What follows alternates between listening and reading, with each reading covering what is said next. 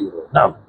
إن الحمد لله نحمده ونستعينه ونستغفره ونعوذ بالله من شرور أنفسنا ومن سيئات أعمالنا.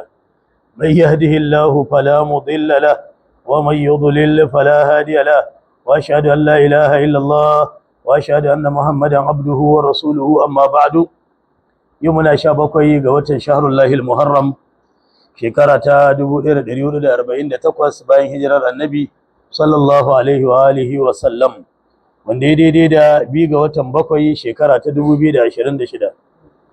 muna cikin littafin al-minnatur radiyya fi sharhi ad-durratul mudiyya fi nazm tauhid rabbil bariyya ta babban malami Sheikh Muhammad al-Ethiopi.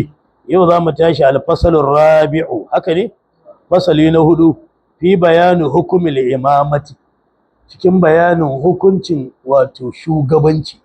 Al-imamati suna sa bayani akan shugabanci, an gane, a babin tauhidi.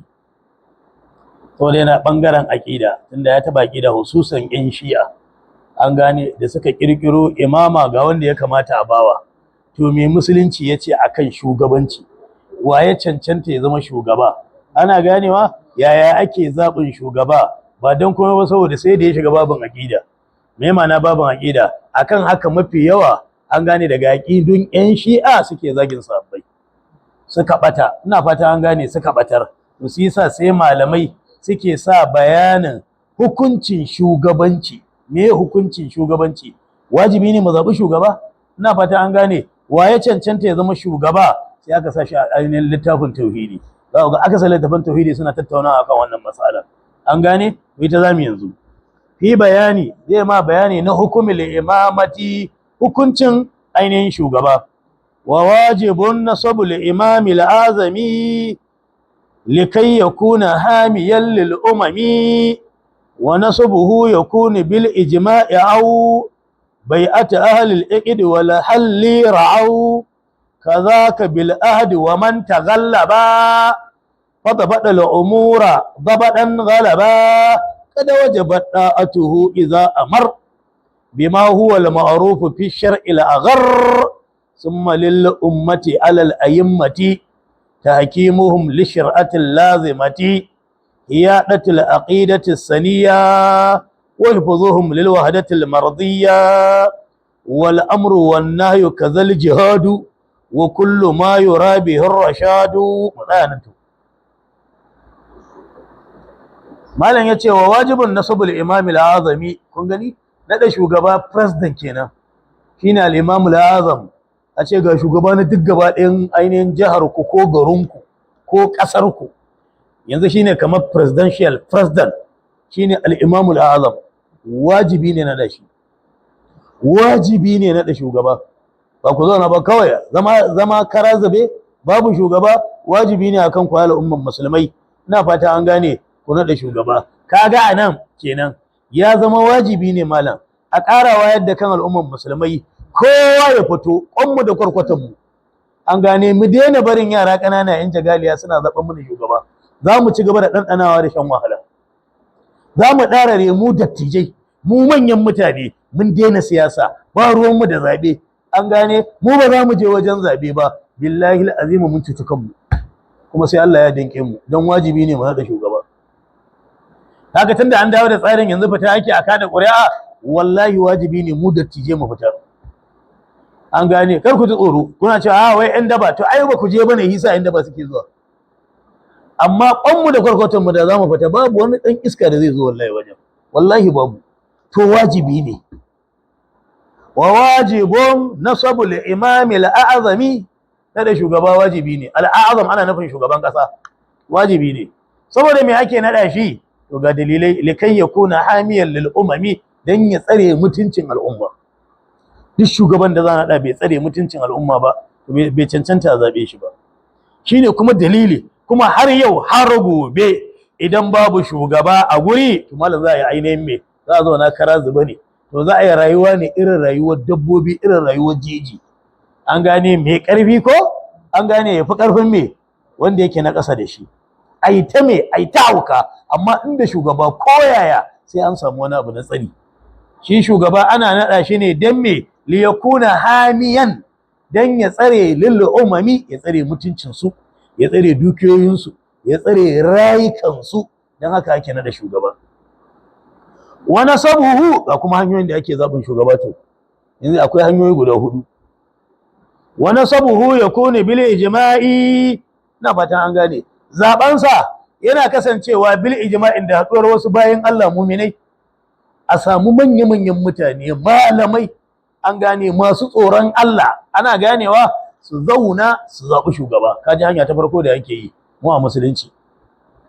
Au hanya ta biyu, sai ka sa lamba, au bai'ata ahlil aqdi wal halli, ko kuma a samu bai'ar wasu mutane wanda su ne masu kullawa masu warwarewa.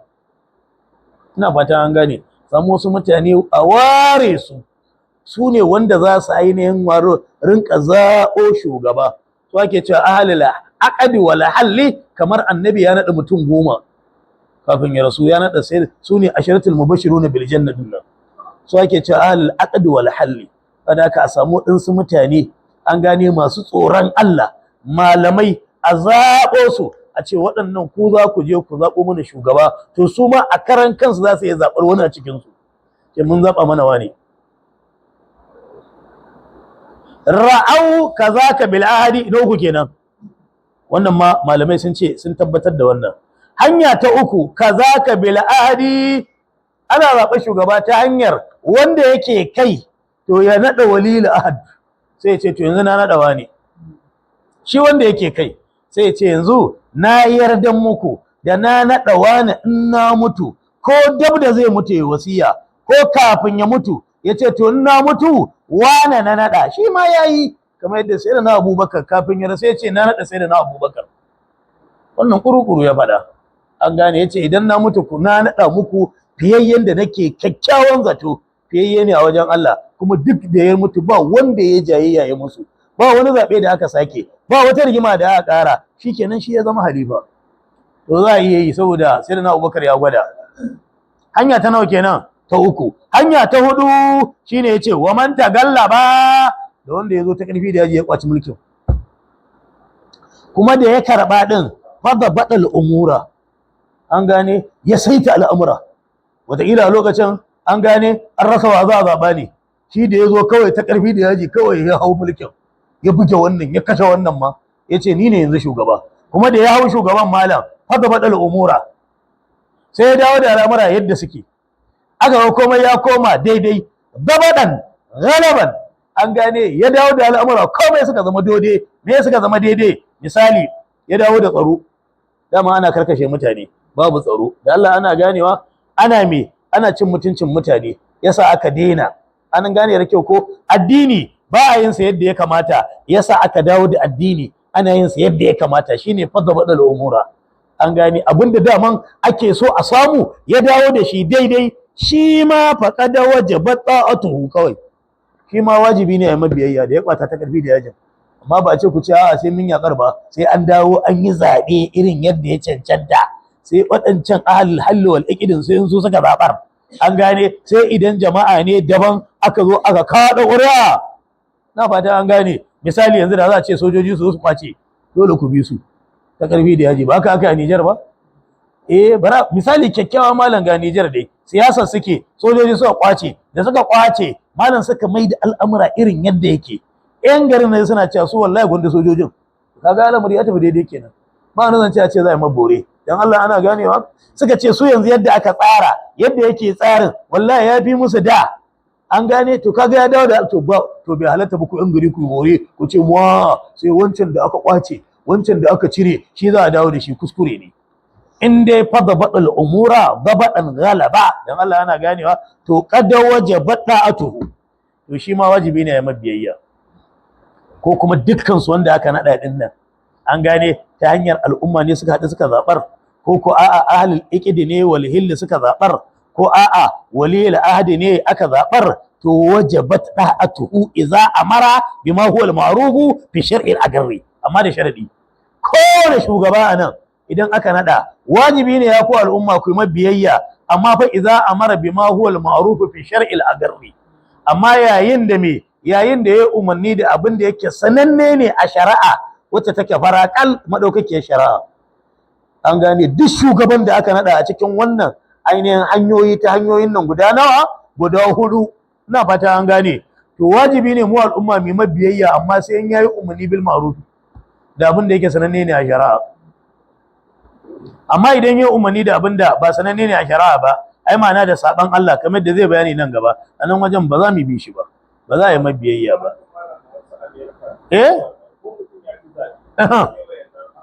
Ahlul idin sun kara tabbatar da shi.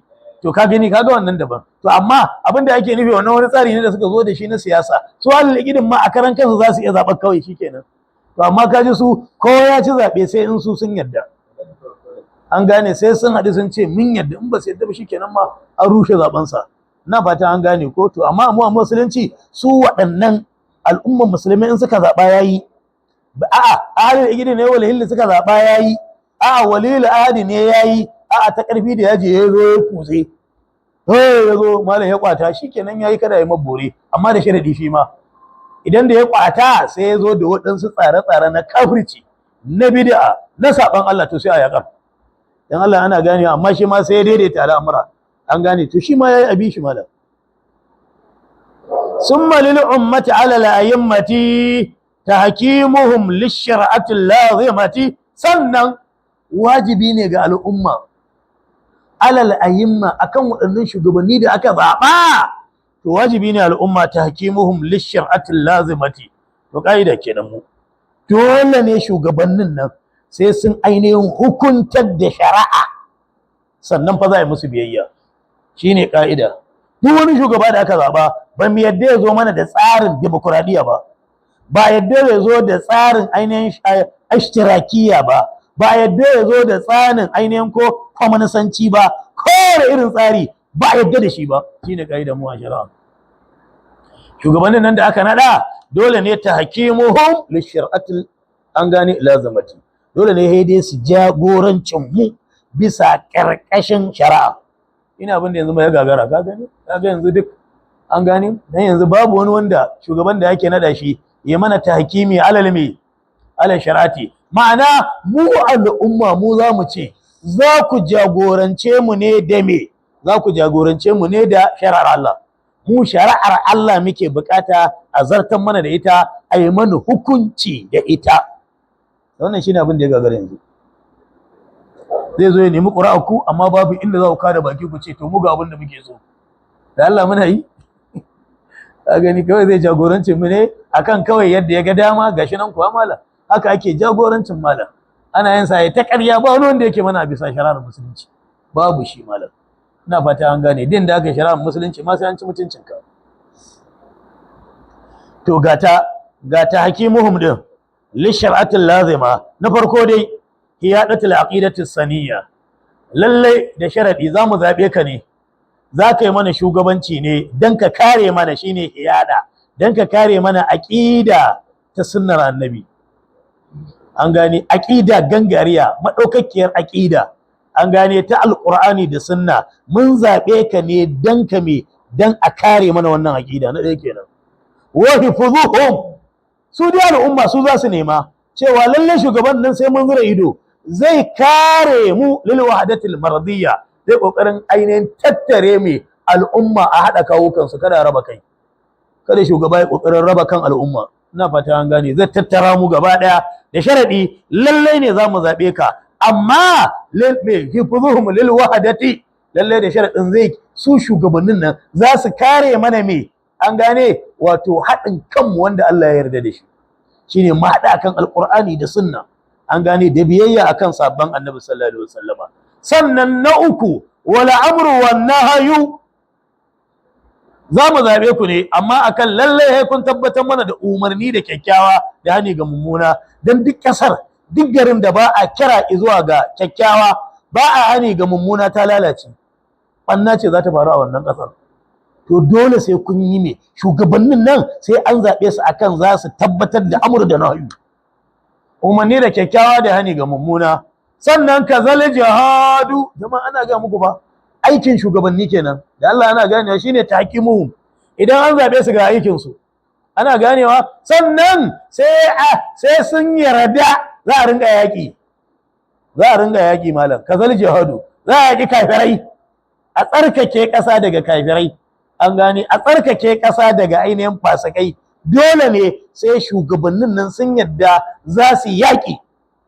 Wa kullu ma yura bihi rashadu, kai sai sun yadda duk wani abu da a cikin su akwai shari'a to za su dabbaka muku shi. Shine kaida, al'umma ne za su nemi shugabannin nan, an gane lalle sun zura ido sun ga akan wannan abun za su tafi abubuwan da aka joro.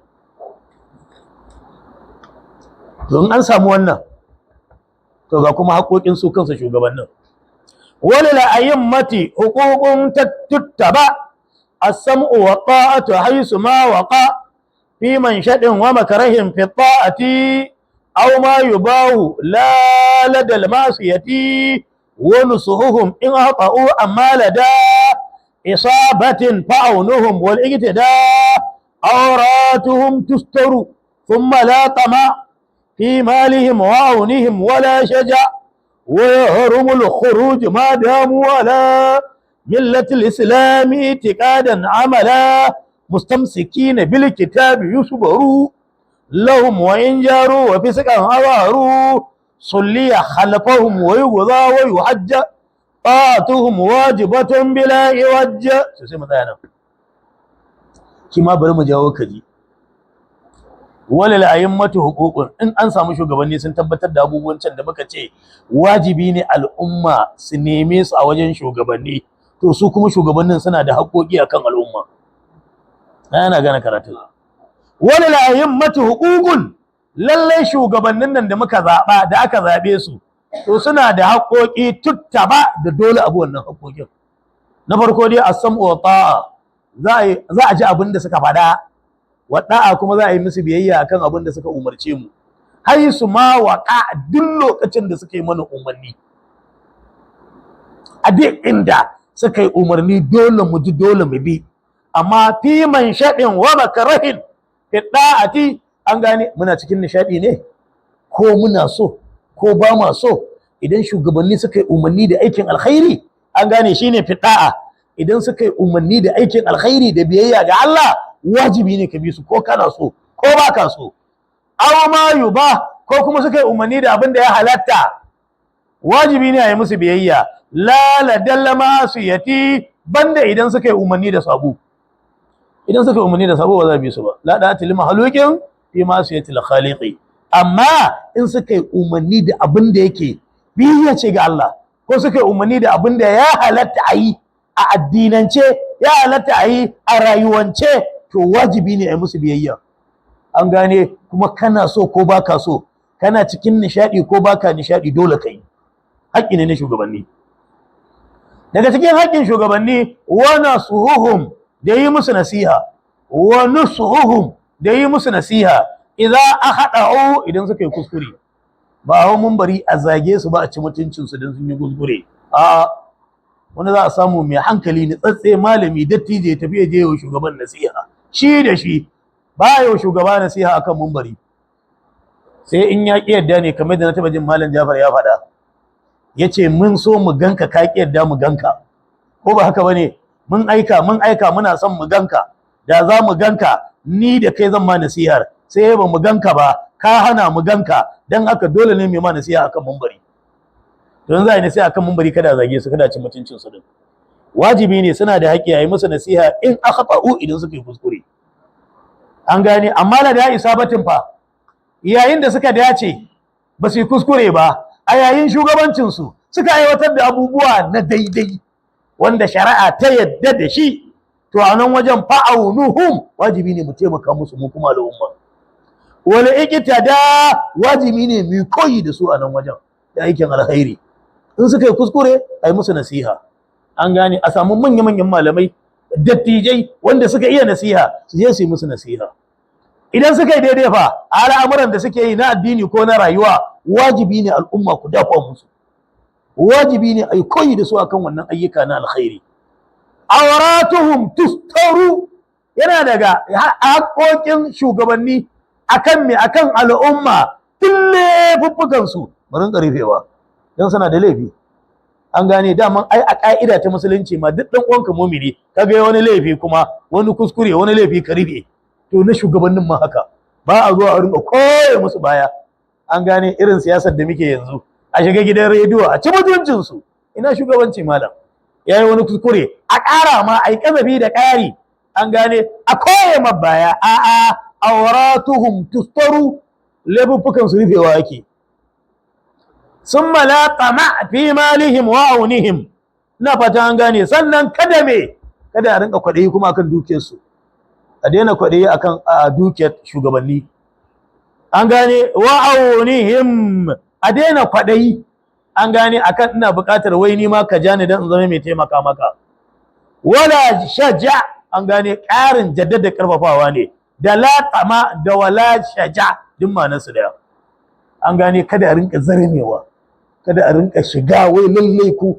sai gwamnati ta jawo ka a jiki lallai ta baka wani abu an gane kada yi wannan wai harumul khuruj ma damu ala millatil islami haramun ne kuma aiwa shugabanni bore mutakar suna kan addinin musulunci ba su kafircewa Allah ba itiqadan amalan mutakar a aqidar su aqida ta alqur'ani da sunnar annabi mutakar aikin su da suke yi na fata an gane aiki ne irin wanda a zahiri na musulunci ne an gane a bangaren aiki na musulunci suke a bangaren aqidan musulunci suke to haramun ne a musu bore haramun ne a musu bore mustamsikina bil kitabi yayin nan karin bayani yayi mutakar suna rike da alqur'ani da sunnar annabi yusubaru lahum to hakuri ake da su wa in jaru ko da suna zalunci ga su dai musulmai ne da su ake sallah an gane suna aiwatar da duk wani abu na musulunci sun yadda da aqida ta musulunci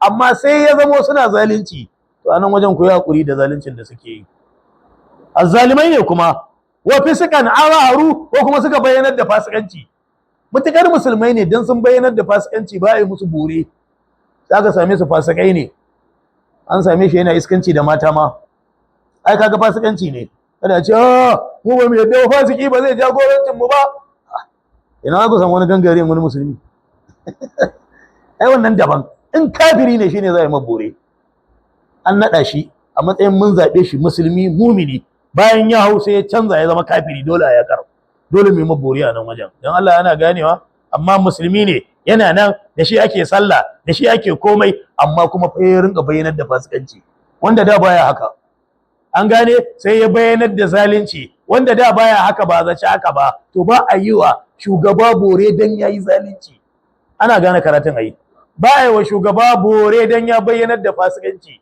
mana sabo yana yin sabo to nan kuma sai a hakura a ci gaba da addu'a Allah ya gyara shi sulliya halafahum lalle ku ringa sallah a bayan shugabanninku ko da fasikai ne ko da azzalimai ne kuma wai guza dena daga haƙoƙin shugabanni za a yi yaƙi a bayan su idan wannan shugaba da aka nada ya kira zuwa fita yaƙi kar ku ce ba za ku fita ba kuma ko da fajiri ne ko da fasiki ne ai ana ganewa shine ma'anar karatun za a fita yaƙi a bayan su wai yuhaddu wajibi ne a yi aikin haji a bayan su idan suka fita suka zama su ne mai amirul mu'minina amirul hujjaji ai kaga akasari shugabanni ne ko suke zama amirai ko na aikin haji ai ka'ida ce wannan dan ba za ki ma sai ya nada wakilin sa to in sun fita aikin hajin nan abu bayan sa aje aikin hajin kada ku ce azzalimai ne kada ku ce fasiki ne inda musulmi ne abu bayan sa aje aikin hajin da'atuhum wajibatu malam yace biyayya a gare su wajiba ce a lokacin da suka ce ku fito a fita yaki a lokacin da suka fito za mu je aikin haji a lokacin da suka fito za su ja ku sallah anan biyayya gare su wajiba ce bila iwaja babu karkacewa to sai kuma wani dangon aqdul imamati tazulu in yujan aw yamuta aw yartadda an hadayi sanan wa in khala makanun aw zamanu anil imam al haqqi fal ayanu وهم أولو الحل وعقد نظروا مصلحة الأمة ثم دبروا متبعين سنة النبي لا يتركون الأمر للغوي لا تسقط الجمعة والجماعة في مثل تلك الهال والعناية بالأمر بالمعروف نهي المنكر kazaka taharumu huququl bashari muslimin aw zimmiyin aw mustamini muahidin huquqa kullin amini min nafsi aw malin wa irdin mutlaqa illa bi haqqiha bi shar'in yuntaqa. Ya gama makaratun wala yace aqdul imamati tazulu nada shi da kuka yi a matsayin sa na shugaba kuma ga wata masalar an gane to aka ta kan iya gushewa ta gushe yanzu bai zama shugaba ba an gane in yujan in ya zama mahaukaci yana zama mahaukaci an kama shi tubura to daga ranar sai a sake wani ba za a ce a je sai ya warke yana nan shugaba ba a'a wannan nadashin da aka yi na shugabanci yana haukacewa shugabanci ya zare shugabanci ya kauce na da wani za a yi ya muta ko kuma in ya mutu yana mutuwa na da wani za a yi auyar tadda an hadayi sinan ko kuma ya yarda daga shari'a ta sunnonin annabi ya yarda malam ya fita daga musulunci ina fita daga musulunci za a canza wani ko ita ce ka'ida a musulunci yana barin tafarkin Allah tafarkin annabi Muhammadu kaga hanyoyi uku kenan na kwabe shi ina fata an gane hanyoyi uku kenan na kwabe shugaba in ya haukace za a canza shi in ya mutu za a canja shi in ya yarda za a canja shi wayin hala makanun aw zamanu duk gurin da ya wofanta anil imami la haqqi da shugaba na gaskiya aw zamanun duk zamanin da babu shugaba na gaskiya to fal ayanu ina manyan malamai wanda su ne wahum ahlul hill wal aqdi manyan malamai malam su ne ahalin kullawa da warwarewa su Allah ya bawa an gane to nazaru su za su yi nazarin wa ya kamata nada ko a cikin su nada shugaba duk wajen da ba nada shugaba ba duk ainihin zamanin da babu shugaba su waye za su yi nazarin wanda ya cancanta a zama shugaba wato in ma ya mutun kenan in ma ya haukace din an gane ahlul hill wal iqdi wanda yanzu da ana yi da an caba mala yanzu da a siyasan mu ma an markade ta an gyara ta su waye za su rinka yin primary election a ce ahlul hill wal aqdi ne su ne al'ayanu su ne zababban mutane wallahi jama'a da za a rinka dacewa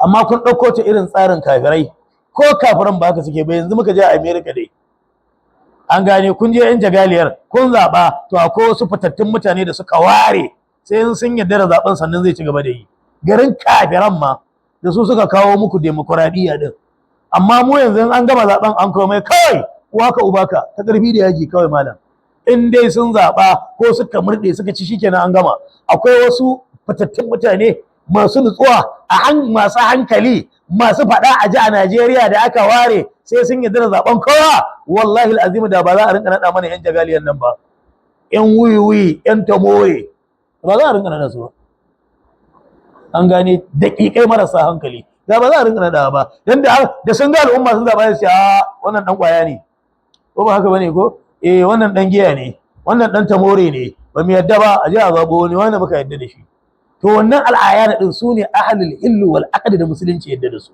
malamai ake samu masu tsoron Allah to su ne nazaru maslahatal ummati su za su yi nazarin maslahal al'umma sun madabbaru sannan su zauna su tsara wa za a nada muttabi'ina sunnatan nabi su zama masu bin sunnar annabi wanda za su yi wannan zaben la yatrukuna al'amra lil ghawi ba za su taba barin shugabanci a bashi lil gawiyin gabatacce ba sai wanda yake sunni sai mumini sai bawan Allah shi za nada jama'a dan Allah mu ma yanzu da yadda aka kawo mana wannan abun mun canza shi mun gyara ko ba haka bane ko da yanzu al'amuran mai na tafiya daidai da yanzu ba za a rinka zaɓin shugaba ko gwamna ba an gane duk yadda duk fatin da ta zo kawai ya cika ku da surutu ya yi karfa ya ja hankalin samari suka zaɓar ba yadda za ku yi duk hankalinku a garinku duk dattijanku duk mutuncinku waɗannan 'yan jagaliyar wanda suka zaɓo muku shi zai ci gaba da yi wannan kaga ba tsari bane shine fa abin da muke ci gaba shine fa abin da muke a rayuwa yanzu malam an gane da mu ma yanzu malaman kasar nan malaman garin nan za su haɗa kai gaba ɗaya a sarrai za su haɗa kai gaba ɗaya su ce to mu ma kusa ne a ƙasar nan an gane da kyau ko yanzu mu sai mu za mu zaɓe sai wanda muka ce za mu ainihin fitar a primary election sannan al'umma su zaɓa da an samu nasara Allah in dai za a fitar da sarrai mala yace la tasqutu lil jumu'ati, juma'a ba a sariyar da ita, wal jama'a ba a sariyar da ainihin jami'i fi misali tilka hali, a irin wannan misali, a irin wannan yanayin da aka ce babu shugaba, ko ya mutu, na fatan an gane, ko me, ko a'a, ko ya haukace, ko ya yarda, an gane, sai a ce a saurara gabanin yin sallar juma'a, sai shugaba ya nada, sai an nada shugaba, sai ya ce ga wanda a ci gaba da juma'a, a'a, ko irin wannan halin malam sai an fito an yi juma'a. Haka aka rinka fitowa lokacin da suka yi sayyidina Usman, haka sabbai suka rinka fitowa ana yin juma'a, ana yin jami'i, suna rarakan jama'a, suna fatattakan jama'a, ana fatattakar su, an gane. Masallacin annabi bai taba wofanta ga barin sallar jami'i ba a zamanin da suka kashe sayyidina Usman kenan. Shine ma'ana abin da yake nufi, ba a barin juma'a ko jami'i saboda wai ba shugaba. Wani inaya da kulawa, ba a barin kulawa bil amri wal bil ma'rufi, da umarni da kyakkyawa, wa nahyi munkari, da hani ga mummuna, ba a bari ko da ba shugaba. Su waɗancan mutanen dai al-iqdi su za su dora a ci gaba.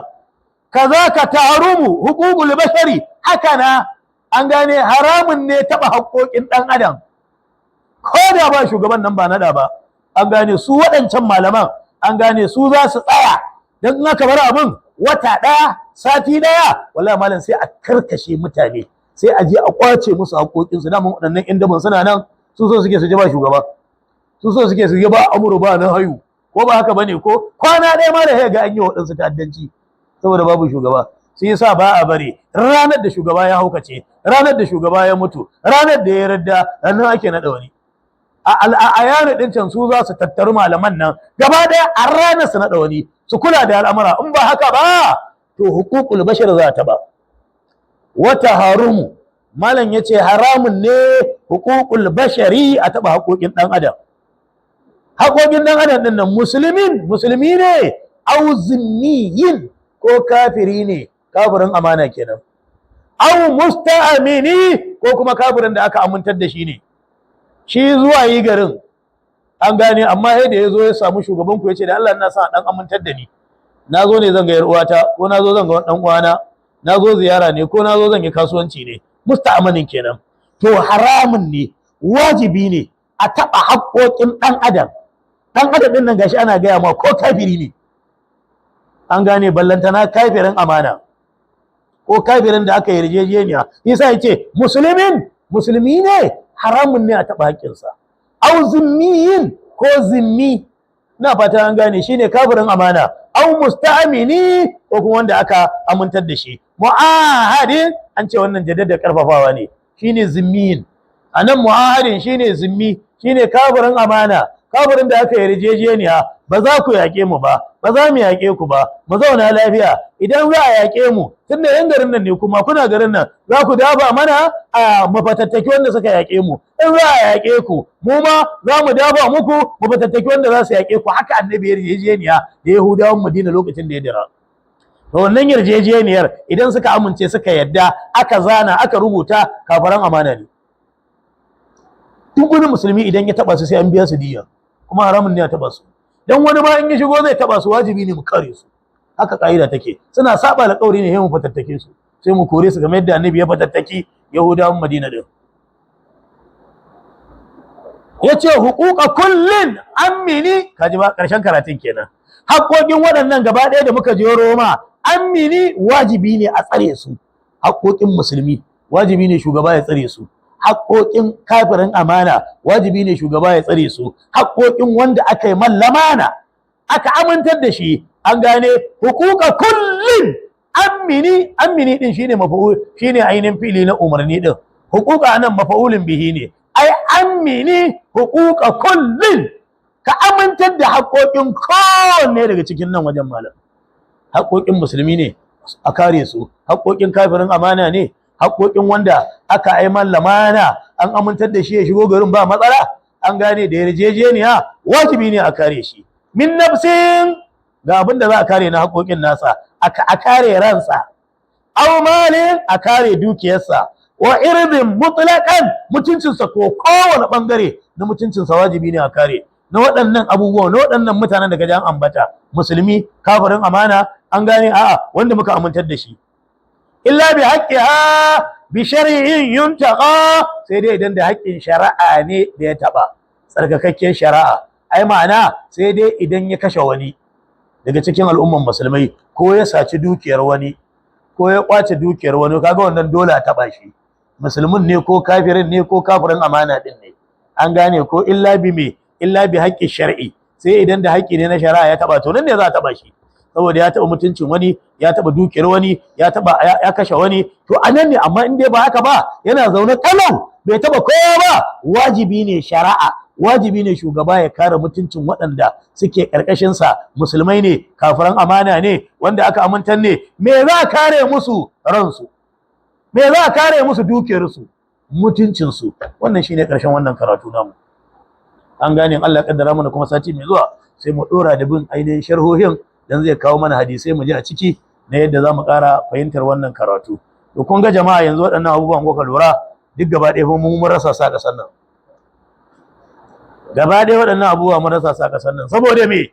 Saboda ba tsarin musuluncin aka ɗauka ba, harkar zaɓin shugaban, ko ba haka bane ko, da menene da me, duk ba irin wannan tsari aka ɗauka ba. Sai yasa muna kara zuba ne malam, an gane da kyau. Illa dai kawai abin da ba a rasa ba, domin irin wannan shugabancin da ake din na demokuraɗiyya din ma, wajibi ne mu je mu zaɓe su, wajibi ne mu je, don in ba mu zaɓa din ba, to su za su zaɓo muku wanda kuke ganin ku a wajen ku bai cancanta ba. A cikin al'umma din a yanzu akwai wanda in kuka yi nazari a siyasar kakaf, na sha faɗi, akwai wanda wataƙila idan aka zaɓar za mu samu dama-dama. Idan ana son a samu 100 za a samu 70, to dan Allah ana son a samu 100 aka samu 70, ko ai mun caba, an gane. Akwai kuma wanda ga sunan din, idan aka zaɓe su ana buƙatar 100 ɗaya ma ba za mu samu ba, ɗaya ma ba za mu samu, ballantana mu ce za mu samu ko 10 ko 20. Ana buƙatar 100 aka samu ko 10 ko 20, me aka yi? Amma ana buƙatar 100 sai aka samu 70, aka samu 80, an rasa 10. Ai alhamdulillah, babu laifi. Al'umma a cikin 'yan siyasa nan akwai, to kaga shine abin da al'umma ya kamata su ringa nazari. Ina fatan an gane. Amma ba ku ce ko na zaɓe shi ba zai ci ba, to da mun tunda ba ku zaɓi din ba zai ci ba, haka ake cewa. Ko mun je mun yi ɗakaka, ba ku fito kuma kun yi ɗaka ɗin kun zaɓar ba, ku gani, an gane. Ku fito gaba ɗayan ku, kwanku da kwarkwata ku zaɓi wanda kuke ganin shine mutumin kirki, ku gani ba zai ci ba, zai ci wallahi. Amma kun ɗarare, ku ba za ku fita ba, kun kasu gida uku, gida ɗaya sun ce ba za su fita ba, an gane ko. Gida ɗaya sun mara waɗancan 'yan daba ɗin, an gane, baya. An kiyaye da kyau ko. Wancan gidan shine kaɗai watakila na uku da zai je ya ɗan zaɓi waɗancan ɗin, kaga gida biyu sun zaɓi ainihin wancan fajirin, aga lallai shi zai iya ci. Saboda haka Allah madaukin sarki ya datar da mu, Allah ka datar da mu, Allah ka jibinci lamarin mu, Allah ka yafe mana, Allah ka gyara mana al'amura, Allah ka ba mu shugabanni na gari, Allah ka ba mu shugabanni na gari, Allah ka ba mu shugabanni na gari, Allah ka datar da mu. Allahumma ghfir lana warhamna wahdina wa'afina warzuqna. Allahumma ghfir lana warhamna wahdina wa'afina warzuqna. Allahumma ghfir lana warhamna wahdina wa'afina warzuqna. اللهم صب علينا الخير صبا صبا، ولا تجعل عيشنا كدا كدا، ولا تجعل عيشنا كدا كدا، ولا تجعل عيشنا كدا كدا.